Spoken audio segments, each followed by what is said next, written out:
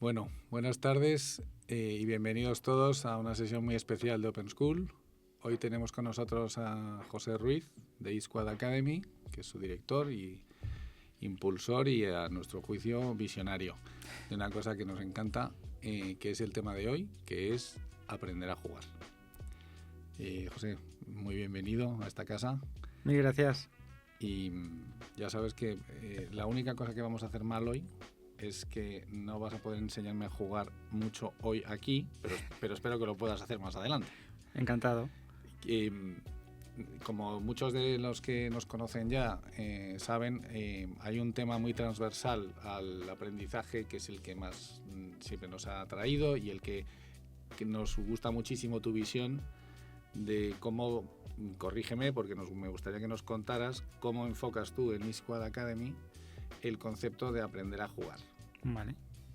Pues mira, nosotros, hablo siempre en plural, pero realmente estuve muy solo en todo el diseño de todo esto.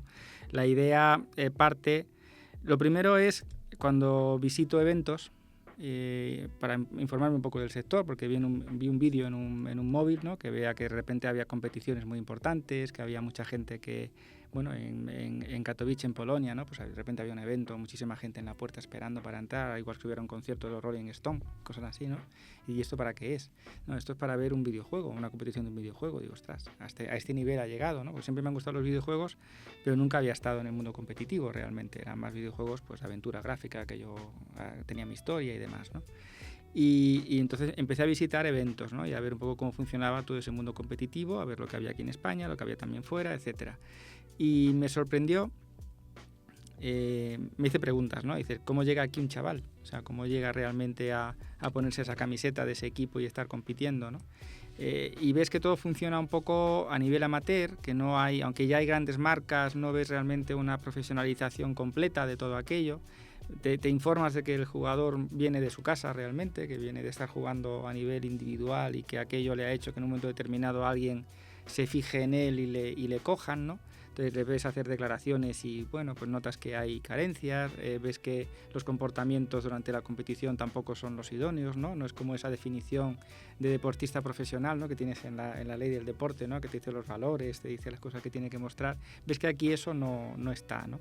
Y además ves que tampoco les cuidan demasiado, es decir, que las rotaciones en los equipos son muy altas, que las remuneraciones son muy bajas, bueno, que todo está un poco utilizando al chaval o a la chavala como mercancía, ¿no? Que realmente el equipo está centrado en el patrocinio y en los viewers y en tal, igual que la competición, pero que la materia prima que se está utilizando, en este caso los chavales, pues no están tan valorados o tan cuidados como, bajo mi punto de vista, debían estar, ¿no? Si piensas en cualquier deporte, el fútbol, etcétera, pues el principal protagonista, lógicamente, es el jugador, ¿no? Aquí esa dicotomía pues me hizo hacerme muchas preguntas, ¿no?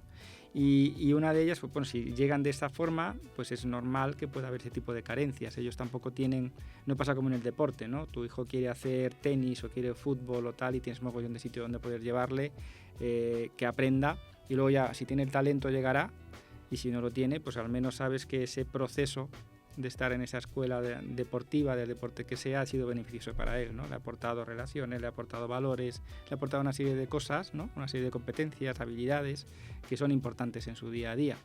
Y dije, pues esto debería ser igual. Es decir, una persona que quiere llegar a competir en el mundo de los eSports debería tener un camino mucho más reglado, mucho más parecido a lo que sería un deporte tradicional, donde ese camino le reporte cosas positivas también, ¿no? Que aprenda, que se desarrolle, ¿no? Y a partir de ahí me hice un dibujo de cómo debe ser un jugador profesional, cómo debería ser. Hablé con muchos jugadores, por cierto, y busqué ya jugadores que ya destacaban mucho, en los que intuía que eran eSport un poco más de estudiar. Y me fui haciendo esa imagen. Digo, pues tiene que tener un buen nivel de concentración, tiene que no dejar, las emociones, tiene que tener un control emocional brutal, no debe tiltearse, que el tilteo aquí en el sector es el tema de la tolerancia a la frustración, cómo te bloqueas o no te bloqueas en función de lo que ocurra. Si es un juego de equipo, además tiene que tener buena autoestima, tiene que saber trabajar bien en equipo, comunicarse, coordinarse. No, me hice un dibujo como muy completo y dije, bueno, pues para tener esta imagen del jugador, para configurar este jugador, hay que formarle y hay que desarrollarle para que consiga todas estas competencias, ¿no? Y ahí dije, bueno, ¿en qué forma lo hacemos? ¿Lo hacemos con sesiones de psicología, con clases de... ¿Cómo podemos montar esto? Y dije, bueno, qué mejor con videojuegos, ¿no? Porque ellos además muchas veces juegan al videojuego que juegan sus amigos. No quiere decir que sus mejores cualidades las tengan en el videojuego que juegan sus amigos. Sus amigos pueden jugar a League of Legends y tú por estar en el grupo juegas a ese juego, pero igual tu mayor potencial no está en ese juego, ¿no? Entonces digo, bueno, pues vamos a desarrollar un camino donde podamos trabajar en el desarrollo primero individual de competencias de las que quiero completar, buen control emocional, buena tolerancia a la frustración, etcétera, y de ahí que luego pasen a competencias en equipo, pero todo con videojuegos que tengan escena competitiva, de tal forma que ellos también puedan, ellos y nosotros, podamos ver dónde tienen realmente el talento, si lo tienen, ¿vale? Entonces, a medida que van pasando en el primer ciclo, digamos, que hacemos en la escuela, va dedicado única y exclusivamente al desarrollo de competencias. Ellos van a tocar en total 6 géneros de juego y en esos 6 géneros de juego, en cada uno de ellos, van a trabajar una competencia en concreto. Lo saben ellos y lo sabe el profesor. Eso es independiente, o sea, cuando empiezan entiendo que se trata de que el uso de un juego en este ciclo, entonces es una herramienta, con lo cual el hecho de que les guste, no les guste, sean buenos o sean peores, eso importa menos, ¿no? Importa cero. Importa cero. De hecho, en las clases, que son de 20, tienes gente que sí conoce ese videojuego, a lo mejor que le ha tocado como el primer juego, que puede ser a lo mejor un FIFA, o puede ser un Tekken, o puede ser cualquier tipo de título individual, ¿vale? Y tienes gente que sí lo conoce y gente que no le ha tocado en su vida ese juego. Entonces, todas esas clases parten de cero. Parten de una persona que nunca ha tocado el juego, ¿vale? Y por tanto le vas a explicar desde la nomenclatura a los controles básicos, todo. Eso sí, el ritmo de aprendizaje es rápido. Es decir, en los 2 meses que están con cada título, en ese primer ciclo, digamos que hablando así coloquialmente se les da caña, en el sentido de que el nivel de aprendizaje es alto. O sea, tienes un nivel de cosas que aprender y de cosas que practicar bastante alto. ¿Por qué? Porque queremos ver con qué capacidad también absorbe el conocimiento de ese género de juego. Hay gente que tiene más memoria muscular y la adquiere más rápido, hay gente que tiene más reflejos a nivel mental, hay gente que, bueno, lo vas observando. Y perdona que te interrumpa, eso, aparte de que les pongáis un poco on the rocks para espabilar, ¿estáis midiendo de alguna manera todas estas cuestiones, digamos, que son más difíciles de medir? La progresión, ¿no? La progresión en materia, por ejemplo, de mejor tolerancia a la frustración. Sí. Con medición, no. Es decir, esa es mi tesis doctoral, que luego si quieres te la cuento. Ah, pues sí. Que a eso voy también, porque ahora quiero tener evidencia empírica de esa mejora. Nosotros, a día de hoy, lo que hemos conseguido es tener la evidencia empírica solamente por la observación, ¿vale? De ver... Y además ejemplos hiper fuertes, de personas con problemas serios en cuanto incluso comportamientos, digamos, a nivel familiar complicados, y en cuestión de 6 meses ha cambiado radicalmente, ¿no? Un entendimiento muy diferente del juego, un entendimiento muy diferente también del proceso de aprendizaje, de qué supone un error o perder, de cómo eso es un aprendizaje más, ¿no? Y cómo ellos toman eso como un aprendizaje. Pero aquí pasan cosas muy bonitas en estas aulas. Es decir, tú llegas... yo en mi primera promoción estaban todos en torno a la veintena, o sea, no eran chavales muy jóvenes, chavales con una edad. Casi todos o prácticamente todos era la terminología que damos muchas veces nini, ¿no? No estaban ni estudiando ni estaban trabajando, estaban en casa con algún tipo de videojuego que era el que les gustaba a ellos en aquella época. Y es brutal ver la evolución que tienen. Es decir, para no sé cómo explicarlo, es como a través, lo que se hace con el deporte, a través del deporte reconduces a veces vidas de muchas personas, ¿no? Pues esto es igual. Lo que pasa es que la pasión ahora de muchos jóvenes no es el deporte tradicional y es otro tipo de actividad. Entonces, bueno, es una forma también de canalizar eso, ¿no? Porque una pregunta sobre este tema ¿qué diferencias ves tú entre el aprendizaje y el entrenamiento, si es que la hay? Bueno, creo que en este caso ambos conceptos van unidos. O sea, en lo que un factor muy importante en cualquier tipo de aprendizaje o entrenamiento es la motivación. Para mí es esencial. Y aquí la motivación la tienes desde el momento 1, porque la herramienta que estás utilizando funciona muy bien. Es decir, aquí no tienes que convencerle, solamente de que haga el recorrido, inicialmente, ¿vale? Tienes que convencerle de que le gusta League of Legends y no va a llegar a League of Legends hasta dentro de 8 o 9 meses, que antes va a haber otros juegos. Pero le explicas el proceso y le explicas el porqué. Lo ven, lo entienden, y como tienen muy claro el objetivo y todo el camino entre medias, lo que tiene son herramientas que son también muy divertidas y que les permiten estar motivados con lo que están haciendo, te lo facilitan, ¿no? Entonces, entrenamiento y aprendizaje, bueno, hay una parte que es el conocimiento que tienes que transmitir y es esencial que lo puedan recibir, y está muy parcelado en toda la formación que hacemos, dividida por niveles. Una cosa son las que se ven en el básico, que es lo que hacemos en el primer año, y otras cosas son las que se ven en el intermedio o en el avanzado, que ya vienen después cuando se están especializando. Pero sí que les tienes que inculcar desde el principio la importancia del entrenamiento, y me explico. Te llegan a un juego de estos complicados, individuales, ¿no? Que estás trabajando todo el tema de tolerancia a la frustración, vamos a mejorar esto. Claro, son juegos que provocan mucha frustración, partidas cortas y muy difíciles. Claro, es que al final las cosas se aprenden por repetición. Muchas cosas. Bueno, y has mencionado la frustración como uno de los grandes motivadores, por así decir. ¿Tú eres de los que hacen las cosas por pasión o por frustración? Yo hago las cosas por pasión. Lo tengo súper claro. ¿Y solamente por eso? ¿Por frustración no? No, y luego la disciplina me hace hacer otras cosas, aunque no quiera, ¿no? Porque soy responsable en ese sentido, pero lógicamente la pasión es lo que más me mueve, por supuesto. Sí, sí. Porque tú cuando empezaste ese viaje que estabas mencionando antes, o sea, si te he entendido bien, tú investigas este asunto, pero tu experiencia personal en tu de niño y de menos niño. ¿Con el videojuego? Sí, ¿cómo ha sido? Ocio, puro ocio. Me ha encantado siempre desde pequeñito. Lo que pasa que era pues como ver una peli, o como para mí siempre ha sido un tema de ocio, ¿sabes? Siempre yo empecé me acuerdo mi MSX con un monitor monocromo verde y cargando con cintas, ¿no? Que ponías la cinta, esperabas media hora y luego igual no funcionaba y dices, bueno, eso era también frustración, ¿sabes? Ahí ya la practicabas un poco cómo gestionar aquello. Pero por norma general ha sido siempre ocio, y luego hay una etapa de mi vida donde ya eres más adulto y pues igual las obligaciones no te permiten tener tanto tiempo para echar una partidita y esas cosas, donde es que me ha encantado simplemente ver la evolución, ¿sabes? Yo tengo una colección de videoconsolas y videojuegos que está más inspirada en mi necesidad de ver la evolución y cómo iban creciendo los títulos, las plataformas, etcétera, más que en el tiempo que le dedicaba, ¿no? Ha sido siempre una relación muy bonita, porque me ha gustado siempre también la parte artística, todo lo que tiene el mundo del videojuego. Yo he disfrutado mucho cualquier guión bien hecho en un videojuego, por ejemplo, ¿no? Y el momento la explosión de Internet en el sentido de la socialización, digamos, de un cambio cualitativo en cuanto a poder jugar online en grupo, ¿tanto eso lo consideras un cambio como muy cualitativo o uno más dentro de lo que ha sido la historia del videojuego? Uno más, y a veces mal interpretado, porque tú lo estás haciendo con el enfoque positivo.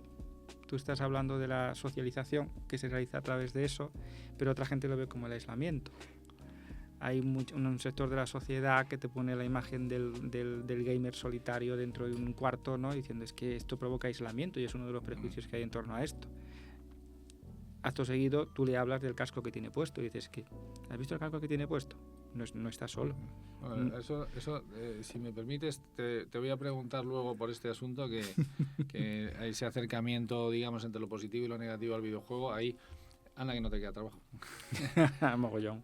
Bueno, pero sí me gustaría también porque muchas de las personas que les interesan, por ejemplo, en este mundo de la tecnocreatividad, el videojuego es un elemento que para muchas personas, pues, los que han tenido mucha cultura porque han sido muy jugadores durante toda su vida, pues lo tienen muy interiorizado. Pero hay un porcentaje muy grande que todavía tienen una relación con el videojuego que por una parte les produce muchísima curiosidad la parte creativa, la gráfica, la propia interacción, tiene un componente de diseño fortísimo, aunque hay gente que se lo reconoce más o se lo reconoce menos, pero luego digamos que igual que te encuentras gente que quiere hacer 3D, que quiere hacer VFX, que quiere hacer tal, confunde un poquito el ponerse a lo que es diseñar la propia experiencia del videojuego Y entonces ahí te pongo un ejemplo que es la gente del mundo de la moda, que todavía el videojuego lo ve relativamente distante. Claro. Y en cambio se está acercando, se están acercando posiblemente los dos polos. Te lo digo porque para esas personas que en el fondo todavía no han vivido, digamos, una cultura de muchos años de ser jugones y tomarlo y tener ese recuerdo de haberlo pasado muy bien, ¿no? Para toda esa gente, tú dices ahora que trabajas mucho con chavales o gente joven, pero has mencionado antes que también que has tocado todas las edades, ¿no? Sí, mi alumno mayor tenía 53 años. Sí, bueno, hay alguien mayor que yo, bien. Total, o sea, la pregunta sería, la aproximación a aprender, a jugar, ¿la ves muy... O sea, quitando que las motivaciones sean distintas, ¿la ves sustancialmente diferente cuando tienes 13 que cuando tienes 20 que cuando tienes 35? No, la veo igual. Lo que pasa que sí es cierto que no a todos nos gusta el mismo tipo de juego, eso es cierto. Pero a todos nos gusta jugar. Sí, totalmente. Totalmente. Yo he visto personas que eran muy contrarias a cualquier videojuego y de repente han encontrado el videojuego y hay que quitarlas. Levántate, deja ya esto. Esto me ha pasado, ¿eh? Pero ese es el famoso umbral de resistencia inicial, claro, ¿no? Que sí. Y a lo mejor había un juego muy sencillito, que era de los que había de 2D, de mover un cochecito para un lado y para otro, ¿no? Evitar. Y había que decir, para. ¿Y cómo llegan a ti las personas que deciden, formarse en el videojuego, en el juego, etcétera? Típicamente, ¿cómo aparecen? Bueno, hay dos perfiles ahí. El perfil más estable, el más buscado, la escuela por tal, suelen ser padres que o bien quieren que su hijo tenga un acercamiento diferente, porque son niños más pequeños, en torno a partir de 4 años, ya recibimos otros alumnos, y otros, también por parte de los padres, que consideran que tienen un problema en casa, que tienen un chaval o una chavala que lleva demasiado tiempo metido en el dormitorio, que tiene muy mal hábito, que está descuidando estudios, etcétera, y busca que nosotros también ayudemos en esa labor de intentar reconducir, ¿no? Y luego está el que por de mutuo propio pues ha visto lo que se hace y decide, como a nivel particular, y la gente que dice, oye, yo quiero competir y veo que esto me puede ayudar a llegar a competir, ¿no? Y viene. Entonces son perfiles diferentes. La descripción también del proyecto o de lo que hacemos también es diferente en función de esos perfiles, ¿no? Los padres les gusta más toda la parte de desarrollo competencial, ¿no? Y de racionalización del tiempo de juego, ¿no? Que no es porque nosotros consideremos que haya que limitar el tiempo de juego, no vamos por ahí. O sea, si estás jugando a un Lara Croft y estás motivado encontrando tal y te pasas el sábado entero, enhorabuena, o sea, has encontrado todo lo que tienes que encontrar, parece fantástico, como el que hace un maratón de series. No vemos nada perjudicial en eso. Lo que sí es, si estás rankeando, como digo yo, que es subiendo nivel de juego para League of Legends o para Clash Royale o para cualquier juego con un sistema de ranqueo, ojito, ¿vale? Porque tu rendimiento va a disminuir, tienes una ventana donde sí puedes mejorar, tiene otra ya en la que lo que estás haciendo es perder el tiempo y eso tienes que enseñarlo. Vale, porque ahí sí vienen comportamientos que no son razonables. Entiendo que te refieres a ayudar a las personas a que detecten cuando están entrando en una zona, digamos, de mucha inercia entre lo poco productivo y lo peligroso, ¿no? Cuando están utilizando el videojuego para algo que no es entrenar, por ejemplo, ¿no? Si realmente quieren competir. Cuando estás utilizándolo como una forma de evasión, porque ya te hemos explicado, ya has visto, además. Claro, sí, la evasión en el videojuego, corrígeme, pero gran parte de las personas que critican el videojuego porque les parece una evasión, resulta que el cine no se lo parece. Efectivamente. ¿No? Bueno, entonces, en muchos debates de estos que te comentaron en un momento, ¿no? Que me han invitado y me han dicho tal, muchas preguntas vienen por ahí, ¿no? En el tema de la comparativa con el cine, por ejemplo, es bastante habitual, ¿no? Y hay quien te dice, sí, pero es diferente, porque habla, por ejemplo, de la violencia, ¿no? Hablamos de la violencia en el cine o la violencia en los videojuegos, ¿no? Sí, pero es diferente porque en el videojuego se interactúa y eres tú el que... Entonces ahí sacas también la derivada. ¿Eso es positivo o negativo, según ellos, negativo, porque eso sí te va a convertir en un asesino en serie, ¿vale? Ajá. Básicamente. Vale. Entonces ahí entras... O sea perdona, pero si entiendo bien, o sea, si tú te tragas una maratón de series de Jack el Destripador, no pasa nada. Entonces todo bien. Eso es cultura. Eso es cultura. Eso es. Y si juegas a un videojuego y tal, entonces eres un asesino. Pues puedes llegar a ser un asesino, efectivamente. Ven la derivada totalmente clara, ¿no? Sí. Y de eso habrá estadísticas, ¿no? Bueno, las que se quieran crear, claro. Eso es como cuando ocurrió lo de la katana y te dijeron que era por culpa de Final Fantasy. Si ves el videojuego, ves lo que era Final Fantasy además en aquellos años, dices, hombre, de aquí no creo que haya sacado la idea. Es un videojuego que tiene un gráfico bastante pues, de la época, con luchas por turnos, es decir, una cosa muy light como para que el chaval hubiera sacado la idea de allí, ¿no? Pero bueno, es lo que vende también muchas veces, pero, ¿no? Perdona porque me desvío yo, claro, cada uno se desvía a lo que... Bueno, la verdad es que todo esto... No creo que haya ninguna parte del tema que no tenga interés, porque francamente, o sea, aparte de lo que estás describiendo ahora, de las resistencias y tal, una vez que, por así decir, se quitan los complejos o los prejuicios de los que hablas tú mucho, o sea, eso que me llama mucho la atención es esa idea de que ya cuando le has conseguido que se calme y tal, has dicho a todos nos gusta jugar, sí, ¿no? Entonces, eso de que el hecho de que a todos nos guste jugar, pero no todos juguemos, eso es un tema que tú dirías que ¿cuáles son las razones principales de que no se haga? ¿Es un tema de miedo a no hacerlo bien? ¿Es un tema de...? No se suele vincular la diversión con el aprendizaje, eso es así. La gente... ¿Y por qué crees tú que aprender y divertirse son cosas diferentes? O sea, que muchas personas consideran que aprender y divertirse son cosas diferentes. Porque ellos lo que han aprendido les ha costado mucho trabajo. No me cabe la menor duda, te quiero decir, porque si ha sido fácil y el aprendizaje ha sido enriquecedor, no tienes ese concepto nunca. Pero sin embargo, todo el mundo cuando lo pasa bien, corrígeme, pero cuando lo pasa bien, el videojuego es uno de los marcadores más claros de que tú has conseguido algo que no sabías hacer antes y te lo has pasado bien. Pero frustra mucho también, es decir, es que hay una barrera, el videojuego que sí tiene a veces es una barrera de entrada. O sea, tienes que estar preparado para que aquello no vaya bien. Entonces eso provoca una barrera de entrada, porque a nadie le gusta sentirse, es que no valgo para esto. Es más fácil en un momento determinado decir, pues paso de esto, para mí no se me da esto. O sea, pues una barrera de entrada al videojuego podríamos es la dificultad. Pero podríamos resumirla en frustración y miedo. Sí, más o menos. Sí. Esto es como cuando se hacen ahora muchos programas a nivel empresa. Vamos a desarrollar competencias a nivel empresa con videojuegos, ¿no? Debe funcionar regular mal, y soy muy sincero en esto. ¿Por qué? Pues porque no hay una preparación previa.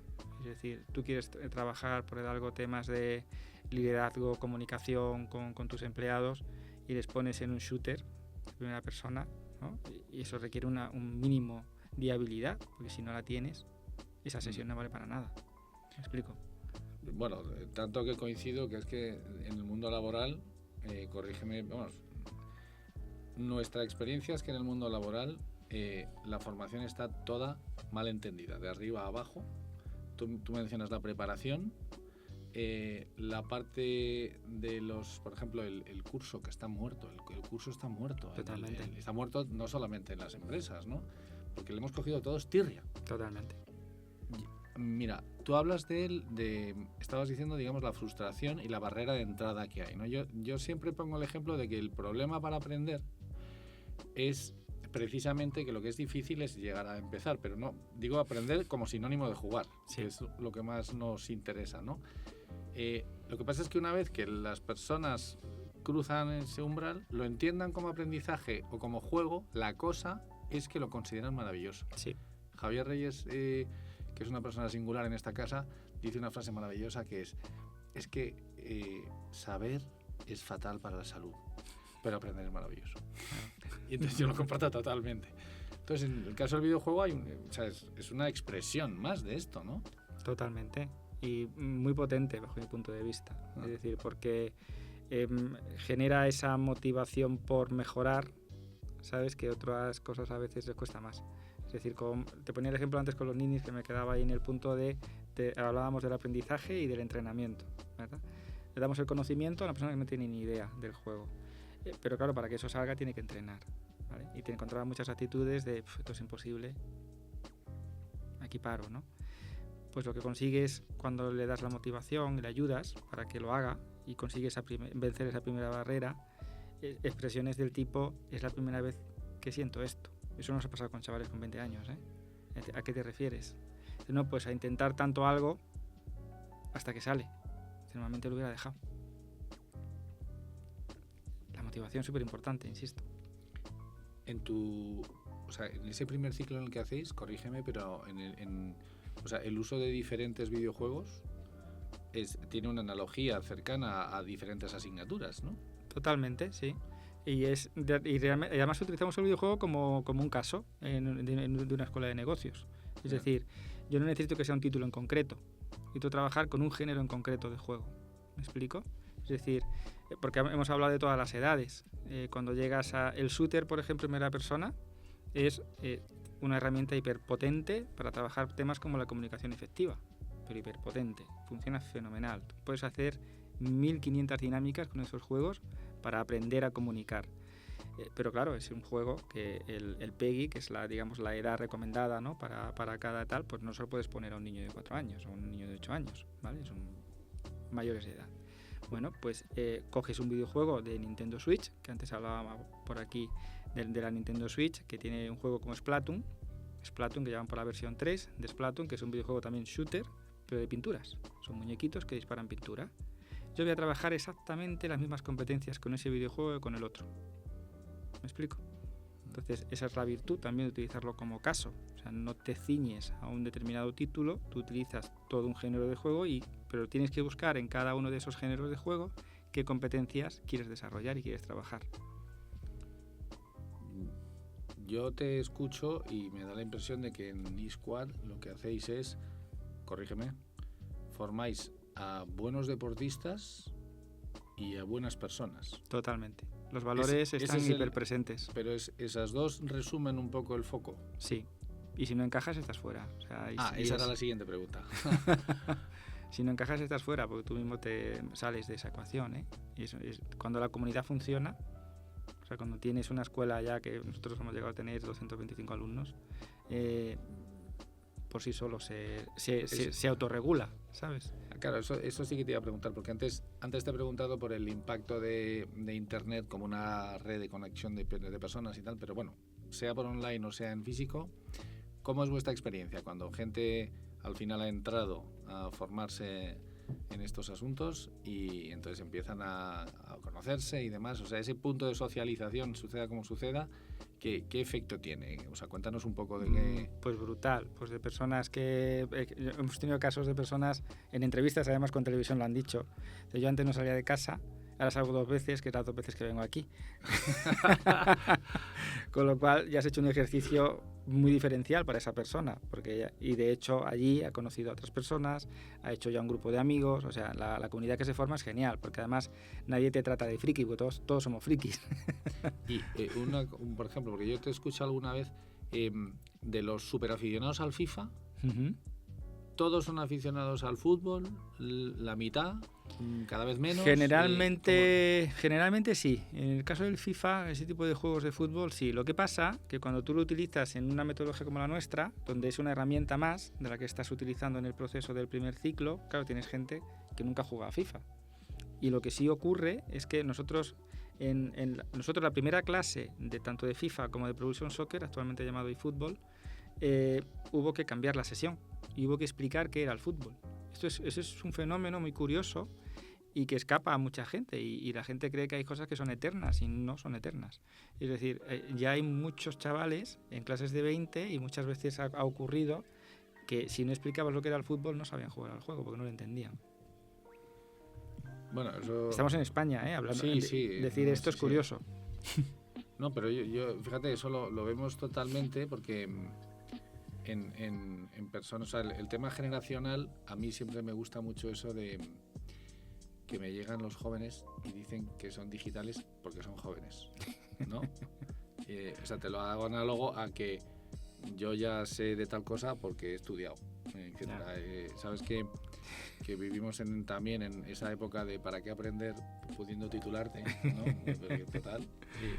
Y entonces lo que a mí más me llama la atención del videojuego es precisamente eso que has comentado tú, de que te obliga a interactuar.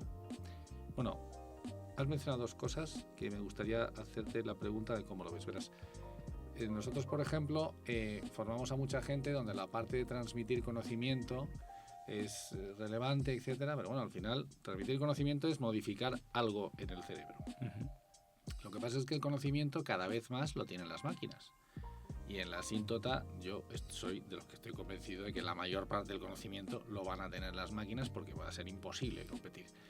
Pero claro, ahí es donde lo que tiene más interés entonces es interactuar con ese conocimiento, saber recuperarlo rápido, saber manejarlo, o sea, todas las cuestiones que en realidad no son en teoría, corrígeme, no son la asignatura en sí mismo.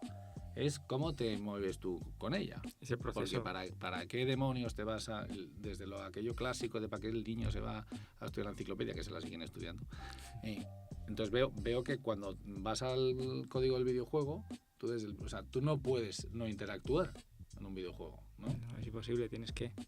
Estás obligado, claro. Y tú has puesto el ejemplo del cine, que es el paradigma de cuando no interactúas, no haces nada, comes palomitas, quizá, ¿no? Efectivamente. Y eso has dicho, tú has descrito mucho el primer ciclo, y eso, ¿cómo acaba? O sea, cuando acaban ese primer ciclo, ¿qué tipo de persona eran y son ahora?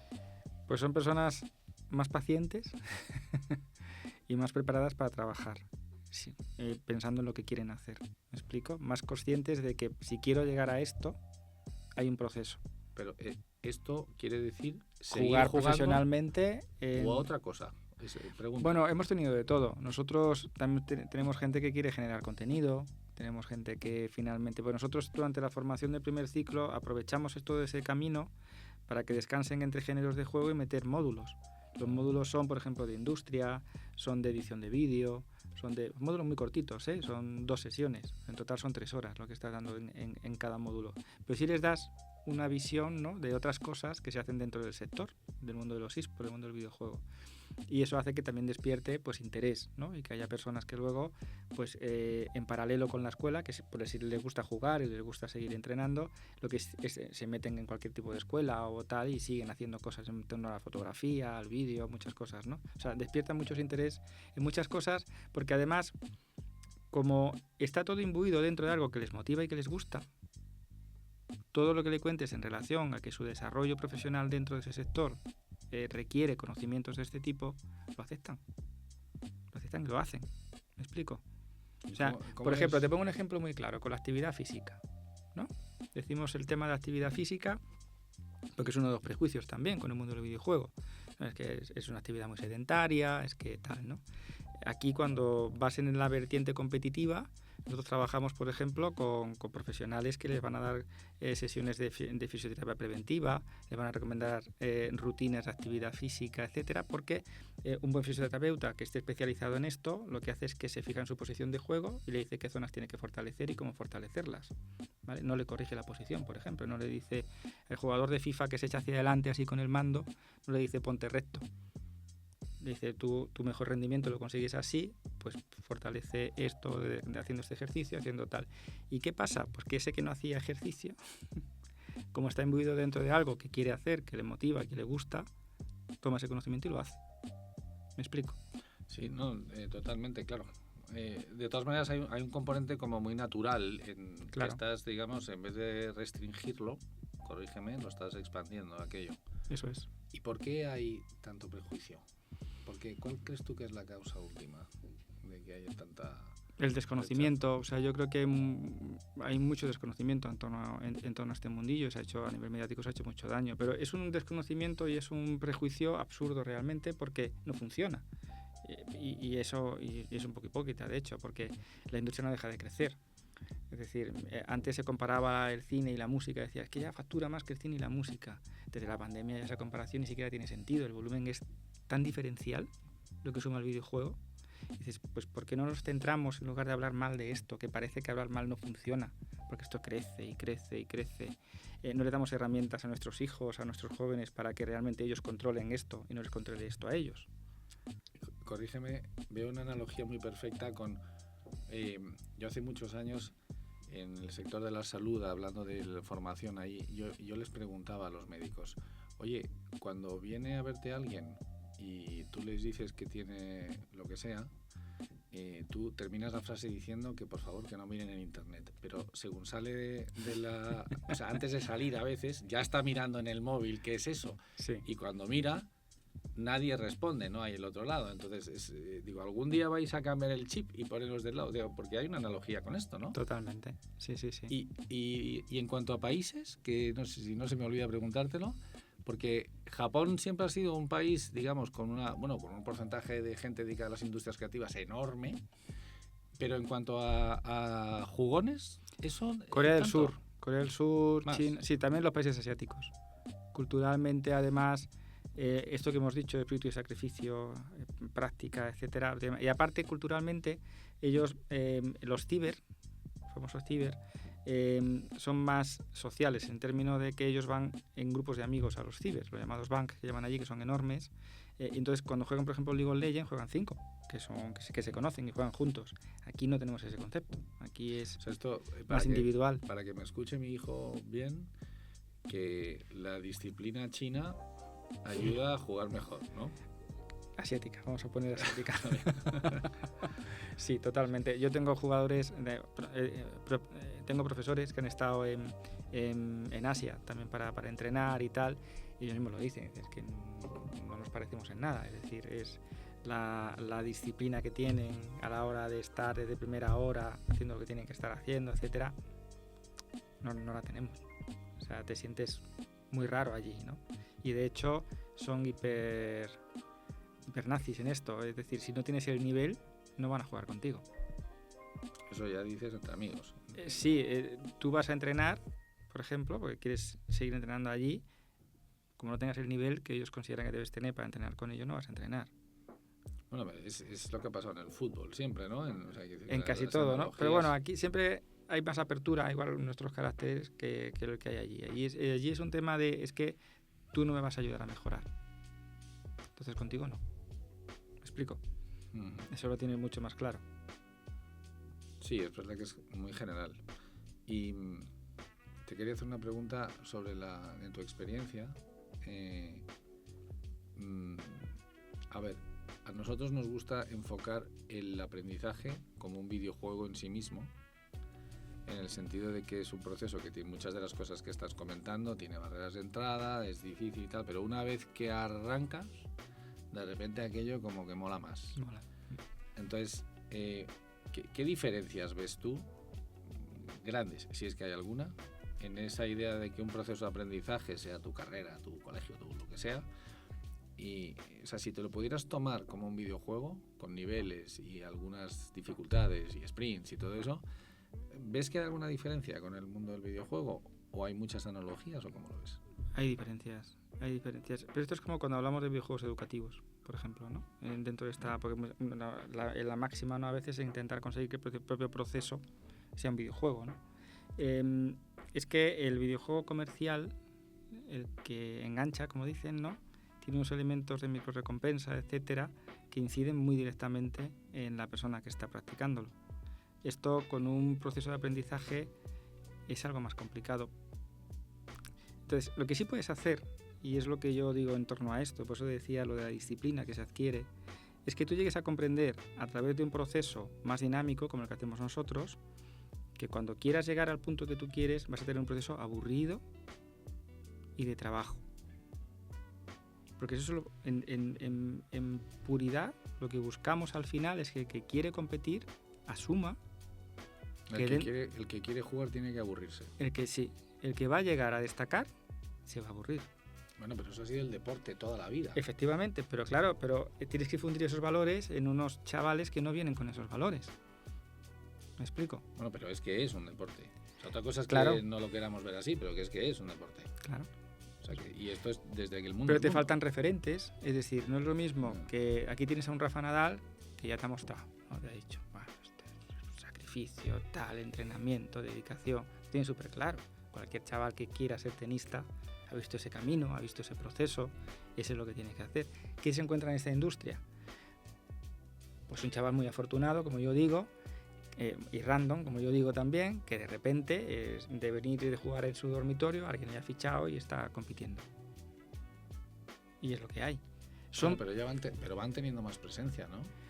Van teniendo, pero la forma en que llegan siguen sin ser la forma adecuada, bajo mi punto de vista. Es decir, esto lo dices en relación con que luego el buen jugador cuando entra en los clubes tiene problemas de evolucionar a nivel personal, que se diluye con el equipo. No hay evolución realmente, es decir, tú llegas con tu forma de jugar, entras en una estructura, encajarás o no encajarás, pero como lo que preocupa al club no es que tú encajes, lo que preocupa al club es el patrocinio, pues no es un factor realmente a tener en cuenta. Hay muchos clubes, por ejemplo, de eSport que no tienen en consideración los éxitos deportivos de cara a que el club le vaya mejor o peor. Consideran que su forma de monetizar viene por la vía de generación de contenido, ¿no? Que pueden hacer otros que no tienen nada que ver con el proyecto deportivo. Eso confunde y eso genera malos hábitos. Claro, hay un tema de tiempo, ¿no? Claro. Porque la historia del videojuego, ¿cuánto dirías que tiene? La historia del videojuego, el año... Si hablamos de eSport, nos tenemos que ir al año 69 más o menos, cuando empieza a haber un videojuego competitivo, no de scoring, no de puntuación, sino de enfrentamiento, ¿no? Y ahí tienes un primer ejercicio de aquello. Porque una pregunta que te quería hacer, ¿qué diferencia sustancial hay entre el diseño del videojuego y el diseño de juegos de mesa, por ejemplo? Por poner dos tipos de juegos que tienen algunas diferencias. Hombre, yo la que veo más evidente es la parte de guionización, la parte de cine, ¿no? Porque hay muchos videojuegos que es una película, muy interactiva, pero es una película. O sea, hay juegos que para mí son verdaderas obras de arte, es decir, hay videojuegos que el nivel de inmersión que tienes en la historia, el nivel, la música, los guiones, los diálogos, todo está tan bien construido que es maravilloso. Incluso cuando la capacidad tecnológica no te permitía tener unos gráficos como los que tenemos hoy, ¿eh? Hay joyas como Metal Gear Solid 2, por ejemplo, o Metal Gear Solid, el 1 también. O sea, son obras de arte y ves, a día de hoy las ves ahí los píxeles, ves tal, y dices cómo podía conseguir este nivel de inmersión, esta historia, ¿no? Y es por lo bien hecha que está. O sea, te traslada realmente y como tiene esa interactuación, pues sí que te sientes más partícipe de aquello, ¿no? Más dentro de aquella historia. Para mí esa es la parte principal. El juego de mesa pues tiene muchos elementos también de interactuar y de imaginar y de tal en función del tipo de juego de mesa, pero yo creo que el videojuego es un paso más allá en ese sentido. Nos están juntando un poco, quiero decir, si vamos hacia entornos inmersivos, porque es verdad que hay un punto donde la calidad llega a un punto en que cambia lo suficiente como para que cambie el juego, por así decirlo, ¿no? Sí. Ayer me hablaban del movimiento, de cuando empezó el movimiento a ser más fluido y de cómo eso de repente pues sí que es un escalón muy fuerte, ¿no? Como sí. Cuando, o sea, hay un punto donde digamos un cambio teóricamente pequeño de repente hace un cambio gigantesco. Claro, en el momento que los movimientos son naturales consigues una evolución brutal, ¿no? Que cuando el videojuego es más mecánico y cuando los movimientos no son tan realistas. Eso es... Bueno, pero gran parte del problema de la renderización en tiempo real, por ejemplo, va por ahí, ¿no? Claro. O sea, que todavía le cuesta, pero todavía. Estamos muy cerquita, ¿no? Sí. En relación con esto, ¿qué peso tienen los videojuegos que representan hiperrealidad? O sea, que la replican, por así decir, y los que son mundos fantásticos. Yo creo que todos son mundos fantásticos realmente cuando estás en un videojuego y es importante que todo el mundo tenga la conceptualización de que está en un mundo fantástico. No, bueno, pero me refiero a que no, pero por ejemplo, te pongo el ejemplo, en el caso del cine te pongo el ejemplo de Matrix. Sí. Que digamos que, o sea, que la estética y demás es hiperrealista, es sí. Claramente... Entonces, ¿eso tú dirías que hay una polarización ahí o hay de todo? Hay de todo. Te enamora de repente una aventura espacial que nunca habías jugado y de repente tiene un sistema de juego que te cautiva o una historia que te mete y que te encanta, ¿no? O tienes uno que es de... Bueno, es que hay juegos muy sencillos. Recuerdo antiguos, por ejemplo, que era un niño que repartía periódicos, ¿no? Y tú tenías que acertar en la casa que lo tiraba, es más sencillo que eso. Y al final lo que tiene realmente de aliciente el videojuego es el sistema que tiene de hacer que tú quieras repetir partida y que quieras seguir y que quieras hacerlo bien, ¿no? Porque te interesa avanzar, te interesa llegar a ver lo que hay después de aquello, ¿no? Hay muchos tipos de juego. Los juegos que son de aventura y que tienes que llegar al final, ¿no? Lo que te motiva es conocer todo ese final Y muchas veces porque el videojuego está tan magníficamente bien hecho que quieres escuchar la siguiente canción, quieres ver el siguiente vídeo. O te quieres enamorar del siguiente personaje. Efectivamente, tienes mogollón de herramientas o mogollón de estímulos, digamos, para que te enganche, para que tú quieras hacerlo, ¿no? Y ahora que hay capacidad de simular a humanos digitales, si están bien hechos, son indistinguibles. ¿Ves tú un riesgo de un poco, esto no pertenece a los videojuegos, pertenece a cualquier ámbito de representación sintética? Riesgo de evasión y de alejamiento de la realidad, sí, totalmente. De ¿Eso hecho, ves que está pasando ya? Sí, y mira que a día de hoy el tipo de juego, por ejemplo, que utiliza esto, no recuerdo el nombre, luego lo buscaré y te lo pasaré. Hay un juego que tiene como una IA, ¿no?, que interactúa contigo, ¿no?, y que es la que de la que te dice cómo actuar, cómo hacer y tal, ¿no? Espectacularmente bien hecho. Espectacular. Eso, una persona que necesite evadirse y no se puede pasar horas ahí sin edie. Yo tengo una apuesta hecha con un amigo sobre en qué momento en una mesa alguien va a hacer un comentario sobre que la realidad no está bien hecha. La realidad física, me explico. Siempre estamos con el tema de la realidad, que todo es igual de real, etcétera, pero es verdad que ese cambio entre lo físico y lo virtual se está cambiando. Nosotros lo vemos mucho con gente cercana. La explosión del mundo Unreal, por ejemplo, pues es muy singular, porque ya empiezas a tener una capacidad de representación pues que, en fin, que empieza a ser... Te voy a hacer alguna pregunta, si me permites, sí, incluyendo que Begoña me deje ponerme las gafas.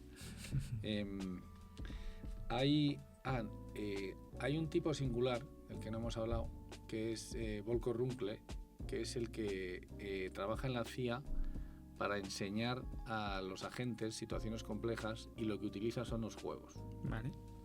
Que, como otros personajes así muy singulares, me parece un buen ejemplo, creo que tiene ecos a lo tuyo, en el sentido de que utilizan el juego para enfrentarse a situaciones, pues, que puede ser el mismo juego, porque es una representación del acto de espionaje que vas a llevar, o puede ser simplemente representar las dinámicas que luego te van a afectar. Ahí hay un tema de la capacidad que tiene el juego de representar el aprendizaje o las competencias donde quieras. Totalmente. ¿No? ¿Tú sabes esto de cuando derrapas, lo de girar en sentido contrario el volante, para una misma dirección el volante para que queden las ruedas rectas y controlar el coche? Yo esto lo aprendí en un videojuego. Y a mí eso me salvó de caerme por un precipicio casi. Bueno. Fíjate la tontería. O sea espera, esto es para que me corte Begoña. O sea, que tú le debes la vida a un videojuego. Bueno, no sé si me hubiera matado, pero vamos, el golpe me lo había dado. Sí, y lo que me permitió fue girar donde tenía que girar y hacerlo bien. Sí, o sea, que aprendiste. Aprendí y me enseñó un videojuego. Yo antes en la autoescuela no me lo habían explicado. Hay una cosa maravillosa que me parece, que es que en el videojuego aprendes hasta aunque no quieras. Sí, es una porque, cosa... claro, o sin que seas consciente, muchas veces, ¿no? Tú tienes que hacer esto para superar la fase o para tal, y lo aprendes y lo haces. Sí, quizá la vida es un aprendizaje en general, ¿no? Bueno, José, recomiéndame, ¿en qué juego me ves a mí? A ti te veo, yo te diría, mira, lo he mencionado un par de veces, un Lara Croft de estos estaría bien. De la última trilogía, esta que hicieron, me parece bien. En las fases más de lucha, si ves que te resulta demasiado cansado, que te ayude alguno de tus hijos para pasarlas. Yo utilizo a los míos para eso. O sea, son tus trainers, tus hijos. Cuando llega la fase muy difícil de así ya de lucha y tal, digo, a ver, chavales, vamos a pasar esto. Ya entre los ¿Pero tres, lo pasan ellos o te ayudan? Nos vamos turnando y alguno lo pasa. Vale. Generalmente ellos. Bueno, yo me he puesto conmigo mismo. Que entonces sí. Intentaré darte alguna evidencia al aprendizaje. Vale. Pruebo con eso. Vale. Preferencias tuyas. Preguntas del equipo de la Tecnocreativa. Que una de ellas es, la has mencionado un poco antes, el famoso efecto del ladder anxiety, de los problemas de gente que de repente pues tienen esa cosa de que no progresan o que van para abajo, etcétera, tal. Has mencionado que los tratáis específicamente desde el punto de vista psicológico, entiendo. Nosotros, dentro de la escuela, lo que se busca siempre cuando estás en un género de juego, cuando estás en la fase inicial, es que mantengas el ritmo de aprendizaje de toda la clase, ¿vale? Y no hacemos diferenciaciones. Y todo se trata siempre en grupo. Pero los niveles son siempre diferentes, ¿no? Nos da igual. Es decir, en la primera fase nos da igual, porque no estamos trabajando en el nivel en el juego. Esa es la parte bonita de esto. Es decir, yo no necesito que seas muy bueno en nada. O sea, y si te cuesta, pues fantástico, porque además cuando estés en juegos individuales siempre vas a tener un compañero con el que puntúas. La puntuación va conjunta, porque luego tienen becas, bueno, tiene una serie de una dinámica, ¿no? Para los torneos y tal. Y eso hace que tengas ayuda por parte de otro o que compense el otro, ¿me explico? Y cuando cambias de género de juego, igual eres tú la palanca que está ayudando al otro, ¿me explico? O sea, lo que hacemos es que el aprendizaje sea algo gratificante para todos. ¿Y qué porcentaje de atención le dedicáis al replay? O sea, el análisis de partidas y eso. Pues bastante, pero ya en los modos más avanzados, y eso ya sería a partir del segundo ciclo. En el primer ciclo muy poco. Se enseña la importancia de esa faceta, pero hasta el segundo ciclo no se estudia en profundidad. Pero sí, mucha. Y de hecho para mí hay un trabajazo ahí brutal de análisis de partidas que no está desarrollado y que creo que es muy importante, ¿no? Porque aquí puedes medir muchísimas cosas con total precisión, ¿no? Teniendo la correcta vinculación con la API del juego y teniendo toda la información que necesitas. Te iba a preguntar que qué diferencias había entre enseñar a jugar a un juego de cartas o a uno de tiros, pero las hay. Vale, pues a ver, dime cuáles hay. Las hay. Cuando tú estás trabajando, no lo mismo, por ejemplo, un Clash Royale es un juego de cartas, ¿vale? Es un juego de móvil y tú lo que tiras son cartas, cada uno tiene una función. Ahí la rapidez mental es muy importante. Ahí la toma de decisión que tienes que hacer es muy rápida y siempre es tirar aquellas cartas que hacen counter, como decimos, es decir, que tienen mejor respuesta frente a la que te está tirando el rival. Ahí estás trabajando bloqueo mental. O sea, nosotros lo que trabajamos ahí es en la fase todavía del tilteo, de la gestión de la frustración, de que ese tipo de situaciones, esa toma de decisiones tan rápida que tienes que hacer, ver cómo la gestionas y que aprendas, ¿no?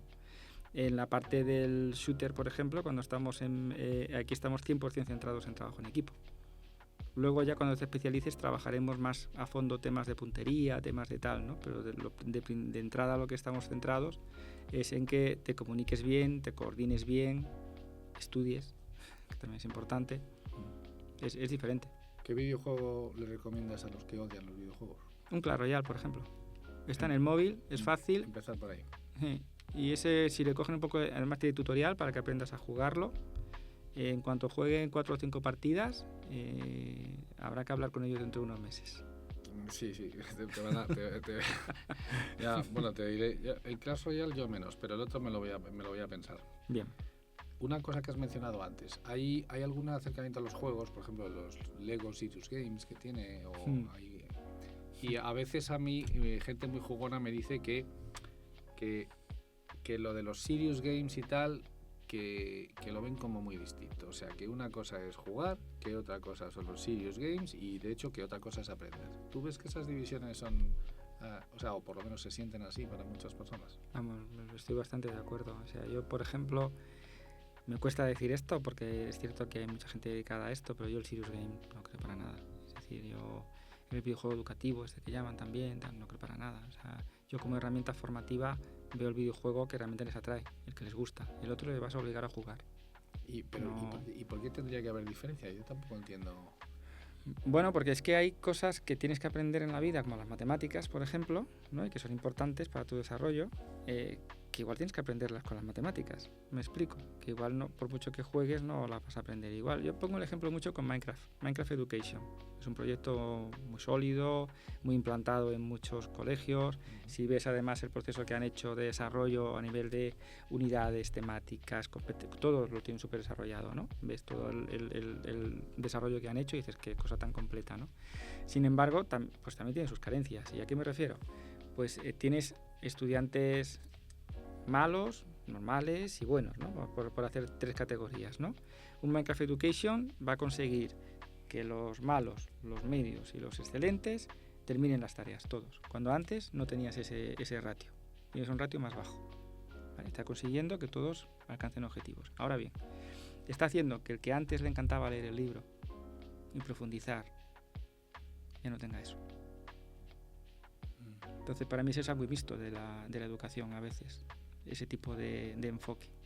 ¿Vale? Y sin embargo, como decía en una entrevista parecida a esta, decía Javier Reyes, esa idea de que los que aprenden jugando más claramente son los animales. Y todo lo que hacen lo hacen jugando. Y hay cosas aburridas en perseguir a la caza todos los días, ¿no? O sea, yo me resisto un poco a que haya mucha diferencia. Me parece que el error está más en el enfoque que le damos. Comprendo que hay diferentes dificultades y capacidades, pero ¿cuál es la razón de que a un chaval le interese más el Clash Royale que las matemáticas? La diversión. Y sin embargo está dispuesto... o sea, tú dirías que esa es la única diferencia. La principal, la diversión. ¿Y no crees que es un tema cultural también? ¿Tema cultural en qué sentido? Pues una de dos. O son disciplinas, digamos, que tienen más que ver con el ser humano porque estamos más programados para que nos divierta Clash Royale que hacer abstracciones con números. Yo te pongo un ejemplo. Tienes juegos de fighting. El buen jugador de fighting, el profesional, mentalmente hace mogollón de cálculos porque está sumando y restando permanentemente. El buen jugador, el otro no tiene ni idea de esto, pero el buen jugador sabe cuántos frames consume cada movimiento de su personaje, de su rival, sabe cuándo está en positivo o en negativo, es decir, cuándo debe atacar y cuándo debe defender. Eso es permanentemente Eso son matemáticas. Bueno, pero muy sencillas, pues sumas y restas, ¿no? Lo que están haciendo pues son matemáticas. ¿Eso quiere decir que luego ese va a ser muy bueno en matemáticas? No. Hace eso porque es un requisito necesario para ser muy bueno en ese juego, pero nada más. Bueno, como ser bueno en cualquier deporte, que no significa que seas bueno en todo lo demás, ¿no? Eso es. Sin embargo, tiene mucho mapeo con tu realidad, ¿no? Porque si te has pegado una paliza de League of Legends, luego ves cosas en tu vida que se parecen. Bueno, hay cosas... Nosotros hemos visto mucho mapeo en ese sentido entre géneros de juego, ¿no? Sí que hemos visto mucha gente que lo que ha aprendido con el Mario Kart, fíjate, Mario Kart, que lo tratamos para tema de tilteo también, que te peguen con un caparazón llegando a la meta, ¿no? Pues aquello genera frustración. Bueno, pues han visto similitudes en su capacidad de controlar luego la frustración jugando a League of Legends, ¿no? Han visto que ese ejercicio les ha servido, y lo han visto claramente, ¿no? Que lo vean también en su vida, en su día a día, sí.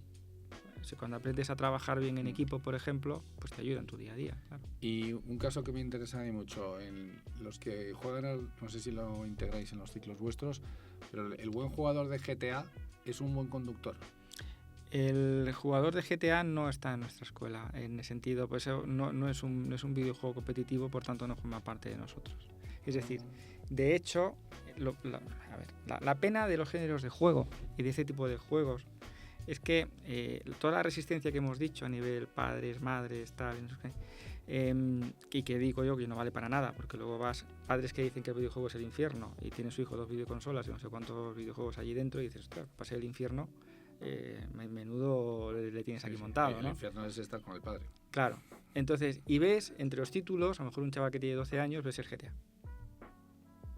Y dices, ¿y qué hace con ese juego? No, bueno, un juego de tal. Ostras, ¿y no sabes leer? ¿Seguro que no te has molestado en mirar el contenido del juego? Porque esto no es como en el cine. Esto está mucho mejor definido que en el cine. Ahora en el cine, si te entras a IMDb, empieza a darte más información del contenido que vas a ver y de la tipología. Antes eran los 2 rombos antes, ¿no? O el no sé qué. Pero en el videojuego está súper bien establecido. El PEGI no te dice, no es como los juguetes. El PEGI 3 no es que tiene que tener 3 años para poder jugar. Es que el contenido que va a ver lo puede ver a partir de esa edad. ¿Me explico? Está regulando el tipo de contenido y además luego tienes una descripción pormenorizada en la parte trasera de cuando te ponen PEGI 16 o PEGI 8 o lo que sea, por qué lo ponen y qué concretamente qué tipo de contenido va a haber.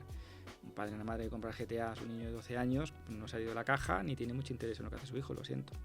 Le podrá parecer una opinión muy talibán, pero es que es la que tengo. No puedes criticar algo y luego tener tan poco cuidado con el tipo de producto que le estás comprando a tu hijo, ¿no? Si te generalizo la pregunta, el hecho y vinculándolo a la parte más que se percibe como más agresiva en algunos de los juegos, ¿cuál es tu opinión sobre el perfil psicológico de las personas en su vida de diario y su afición por juegos que tienen una dosis de violencia relevante? Es decir, ninguna relación. Pero no tienen relación porque se hipercompensan, no tienen relación porque no tiene nada que ver, o depende de cada persona. Porque si el juego tiene la mecánica que a él le hace sentirse bien, y no tiene que ver con el contenido que está viendo, sino la mecánica de juego, es lo que realmente atrae al jugador. ¿Me explico? O sea, todo lo que derive en otra cosa es otro tipo de tema mental. ¿Me explico? Y no tiene nada que ver realmente con el videojuego. Te hago preguntas rápidas. ¿Más jugadores o más jugadoras? Más jugadores. ¿Y qué prevés que va a ir pasando? Se va igualando, sobre todo por las plataformas móviles. O sea, si ves ahora las estadísticas, te empieza cada vez más a acercarse el número de chicas o de mujeres que juegan con respecto al de chicos. ¿A ti particularmente te gustan cuáles son los que más te gustan? ¿De videojuegos? Sí. Pues me gustan mucho las aventuras, es decir, de investigar, de avanzar, de que tenga una historia, con una organización buena, una buena calidad gráfica, una buena banda sonora, me encanta, eso me encanta, y con la pantalla más grande mejor, o sea, encantado. Y los de móviles, un juego tipo Clash Royale, por ejemplo, o un Candy Crush, a mí el Candy Crush me relaja mucho. Y los alumnos en tu escuela, ¿qué lanzamiento de granada prefieren? ¿Lanzamiento de granada? ¿En qué juego? En cualquiera. Hay uno particularmente. ¿Hay un lanzamiento de granada especialmente famoso? Es que depende del juego, como cada juego tiene sus armas. Es decir, uno que es Fortnite, por ejemplo, tiene lanzamisiles, tiene de todo y además cambian cada temporada. Otra cosa a lo mejor es en un Counter-Strike. Counter-Strike siempre son armas normales. Sí, que tendrías que ir a lo mejor a un Valorant que tenga alguna historia de estas. Sí. Bueno, me estás diciendo que hay muchas granadas como para elegir una así. Sí. Y oye, una cosa de la que no hemos hablado, los avatares y su vestuario. Hemos hablado de cómo muchos de los personajes cada vez van, o sea, no necesariamente, pero muchos ya empiezan a ser representaciones muy hiperrealistas, y entonces el vestuario cada vez desde el concepto de skin en el videojuego es un poco diferente al de la moda, pero en el fondo comparten que es una manera de vestir más allá de la materialidad, ¿no? Totalmente, y es un negocio muy poderoso, es decir, hay videojuegos como League of Legends, por ejemplo, que son modelos de negocio donde tú lanzas un videojuego que es gratuito y que tu modelo de monetización está ligado a que luego se hagan microtransacciones dentro, entre las que las principales son las compras de skin. Skin además que no te da ninguna ventaja en el juego. Ahí está la potencia de esto, ¿no? No es como otros juegos que tú haces un pay to win, ¿no? Compras y te dan armas o te dan tal que te permite... Eso se parece a que el hombre coqueto le cuesta entender que la chaqueta no le va a hacer más guapo, ¿no? Pero mencionas el tema que te iba a preguntar por el asunto de que las plataformas de videojuegos cada vez están siendo más objeto de marcas que quieren utilizarlas como herramientas de distribución. Entonces, tienen que tener un propósito. Te pongo un ejemplo. ¿Pero tienen quién? ¿La marca o el servicio o producto que dan? La skin. Ah, bien. Entonces te lo formulo de otra manera. O sea, dices que lo fundamental en una skin es que tenga un propósito. Sí. Es decir, por ejemplo, ahora se están retirando, creo que es en Xbox, están retirando los avatares que tú te hacías como usuario. Tú llegabas, te generabas tu cuenta y te hacías un avatar. Si querías, te dejabas un tiempo total. Lo están quitando. Sin embargo, eso mismo en un League of Legends o en un videojuego donde tener una skin en concreto, incluso ya se asocia también incluso con... Es como tener las zapatillas último modelo que teníamos antes cuando ibas al instituto, ¿no? Llevabas las zapatillas súper guays y te considerabas más guay, ¿no? Pues aquí pasa igual. Eso sí lo tiene, pero ese es el propósito dentro del juego. ¿Me explico? En la skin que te hacen en plan, esto es metaverso, esto es... No. Pero cuando dices esto es metaverso, ¿a qué te refieres? A lo que intentan asociarte con esto, ¿no? Muchas veces te genérate un avatar digital, ¿no? Que sea tuyo digital. Esto. Pero cuando dices que lo están quitando, ¿cuál es la razón de que lo estén quitando? No funciona. Normalmente la gente cuando hace su cuenta, pues dedica 0, o nada a hacer ese avatar y no lo usa. Este es un tema clásico de que fomentar la creatividad de las personas en algunos ámbitos no termina de funcionar. No. Eso también pasa en la cocina, por ejemplo. Si no hay un propósito detrás, esto es como cuando me explicaban a mí hace ya algún tiempo, fue en la Universidad de San Pablo CEU, en una mesa redonda de aquellas. y me hablaban de que estaban creando sucursales, ¿no?, de un banco en el metaverso, ¿no?, y que tú podías pues con las gafas, ¿no?, entrar a la sucursal e interactuar y tal. ¿Para qué? ¿Qué me aporta eso diferente a coger mi móvil y hacer la transacción? Voy a tardar menos con el móvil en hacer la transacción que quiero hacer. Va a ser más eficiente, más rápido para mí. ¿Qué me aporta? ¿Qué ventaja me está aportando a mí esa virtualización de la actividad? Si no la tiene, el usuario pues tampoco la utiliza, ¿no? Al final es eso. De todas maneras, en todo el mundo del 3D lo que sí está explotando es la generación de assets que todavía se van metiendo. Hemos hablado de skins, pero claro, tú por ejemplo, ¿cómo ves la creciente compra de assets que van desde el casco de una moto a la moto o mejoras para la moto o una chupa de cuero, etcétera? ¿Tú eso ves que va para arriba y entonces empieza a meterse una conducta un poco de tú que te estás gastando pasta para montar una especie de armario virtual? ¿Tú eso, uno, ves que está sucediendo o no? Y dos, ¿qué te parece? ¿Cuáles son los riesgos o ventajas de ese tema? Si eso se integra dentro de algo que efectivamente tenga sentido para el usuario, tendrá sentido. En tanto no lo veo. Es decir, yo el tema de la compra de activo digital a día de hoy no la veo. Sí la veo en el videojuego. En el videojuego sí. De hecho, si efectivamente hay algún proyecto de esto, pues si hubiera un proyecto que realmente tu skin de Counter-Strike, por ejemplo, de tu arma, se la pudieras derivar a otro juego y comprar y vender y tal de una forma activa, eso funciona bien. Porque le dan un valor. Porque tenerla otorga un valor para el usuario. Y puede regularse la escasez, eso también. Eso es. Pero a otro ámbito, sí he visto también proyectos que aún no están desarrollados y que se están trabajando, muy interesantes, en relación a nuevas fuentes de financiación orientadas a la tokenización de bienes tangibles. Eso puede ser interesante, ¿no? Porque abre una puerta a mecanismos alternativos de financiación, ¿no?, con cosas que tú tienes realmente que puedas tokenizar y hacerlo, ¿no?, sin la dependencia del banco, la dependencia de otra. Sí, nosotros conocemos muchos proyectos que están muy interesados en hacer el gemelo digital de un activo físico, primero por cosas más vinculadas con la sostenibilidad en cuanto a trazabilidad, segundas vidas, etcétera, tal. Pero claro, luego hay una parte que empiezan a asociar información que ya toca el mundo emocional. O sea, que con tu skin vaya una foto de tu abuela que llevaba la misma física, ¿sabes? ¿No? Pero pasa en muchos sitios, en mercados físicos, por ejemplo en Vinted. Vinted es una fábrica de amigos. Porque empiezan a hablar a cuenta de una camisa, sí. Pero lo que están compartiendo son las historias, no exactamente la camisa.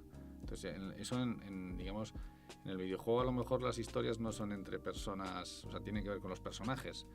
Pero ese tema, ¿no crees que eso va a crecer mucho en cuanto a la capacidad que tú puedas tener? Tú estás diciendo al final que la gente no quiere hacerse su propio personaje, pero sí quiere cuidar del que ya existe, ¿no? Del que utiliza, del que tiene utilidad para él. Pero que es uno de los personajes que le trae el videojuego. Eso es, generalmente sí.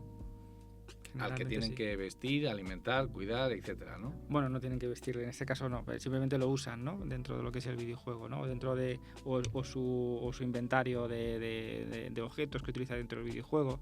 Ahí sí hay un mercado, y un mercado además anterior a toda la moda esta de los activos digitales, y se utiliza. Lo que siempre ha sido un reto es la transversalidad de esos bienes, ¿no?, que son nichos solamente del juego en el que estás y no puedes sacarlos de ese juego, ¿no? Y eso es otro mercado, y alguno está intentando hacer algo en torno a ese mercado y no sé si lo conseguirá porque hay mucha propiedad intelectual, muchas cosas hay que vencer, ¿no? Bueno, José, me quedaría toda la tarde con lo que nos queda, pero si te parece, por ir cerrando,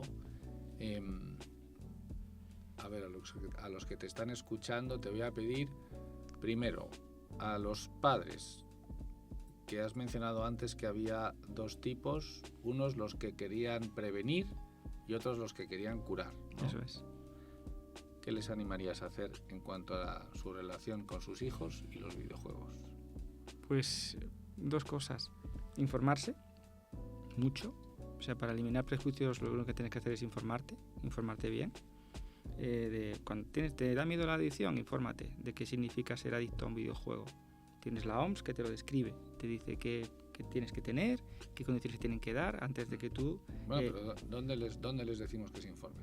En la OMS, por ejemplo, lo pueden ver. O sea, si no, yo tengo o por en ahí... iSquad. En iSquad tienen un blog también, en la parte de atrás donde tengo muchos artículos de esto, ¿no? Ahí pueden leerlo.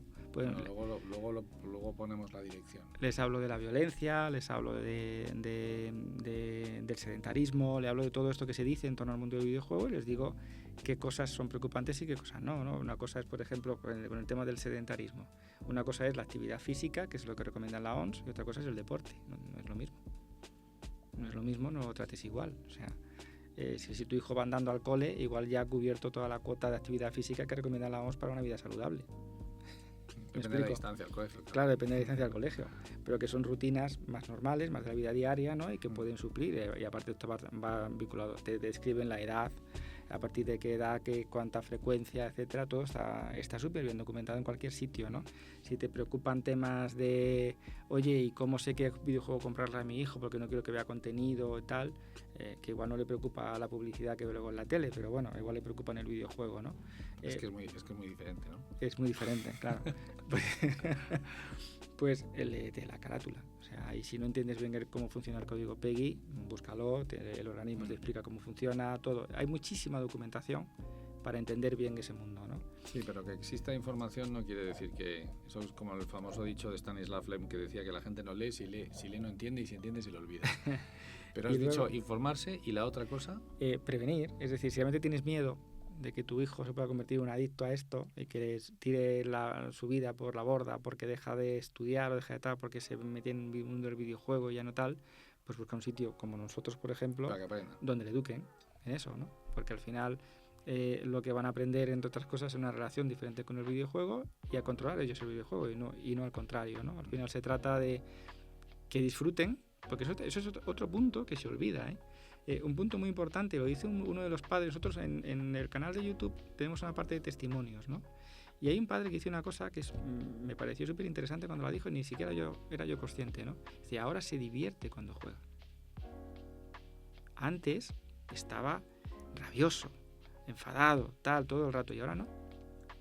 Ahora tiene un concepto de todo esto diferente, ¿no? Y ve cuando pierde o sale algo mal, lo ve también diferente, lo ve como, ha pasado esto, voy a hacer no sé qué. Y ahora se divierte jugando, y antes no. También es importante, ¿no? Si ves ese tipo de evolución en tu hijo, pues busca una solución. Vale. La siguiente pregunta es que si te parece bien, los que no somos niños, bueno, sí lo somos un poco. Siempre conocerlo. Pero ya que nos has dicho que el problema es un poco la barrera de entrada, etcétera, tal, pues buscaremos ocasión de ir a tu santa casa, claro, para ver, ahora que están Begoña y Alberto y los demás que no están aquí, a ver si nos enseñáis. Un placer, encantadísimo. José, me gustó mucho conocerte. Es una maravilla que haya gente como tú que estéis haciendo estas cosas, porque hoy no lo has dicho, pero me imagino que fácil no ha sido ni es. No lo es. A los que nos escucháis, acordaos de José Ruiz de iSquad Academy, porque es la persona que más os va a poder enseñar a jugar, y de eso trata gran parte de la vida. José, muchísimas gracias y hasta la próxima. Un placer, muchísimas gracias.